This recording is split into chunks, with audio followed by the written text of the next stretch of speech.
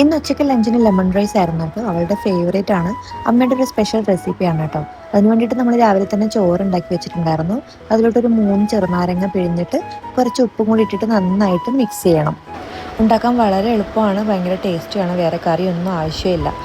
കടായിൽ എണ്ണ ഒഴിച്ചിട്ട് ചൂടായി വരുമ്പോൾ അതിലോട്ട് കുറച്ച് കടുക്, ജീരകം, ഉഴുന്ന്, കടലപ്പരിപ്പ്, പിന്നെ ഒരു വറ്റൽമുളക്, പിന്നെ ആവശ്യത്തിനുള്ള കാഷ്യൂ നട്ട്സ്, പിന്നെ കുറച്ച് കറിവേപ്പില, കൊറിയാണ്ടർ ലീവ്സ്, പിന്നെ പച്ചമുളക് കീറിയിട്ടത്. ഇതെല്ലാം കൂടി ആയിട്ട് നന്നായിട്ട് വഴറ്റണം കേട്ടോ. ഒരു ലൈറ്റ് ബ്രൗൺ ആകുമ്പോഴത്തേക്കും അതിലോട്ട് കുറച്ച് ഹിങ്, കായപ്പൊടിയും പിന്നെ മഞ്ഞൾപ്പൊടിയും ഇട്ടിട്ട് നന്നായിട്ട് ഇളക്കി കൊടുക്കണം. പിന്നെ നമ്മൾ ഓൾറെഡി ഉണ്ടാക്കി വെച്ചിരിക്കുന്ന ചോറ് അതിലോട്ട് ഇട്ട് കൊടുത്തിട്ട് നന്നായിട്ട് ഇളക്കിയെടുക്കണം.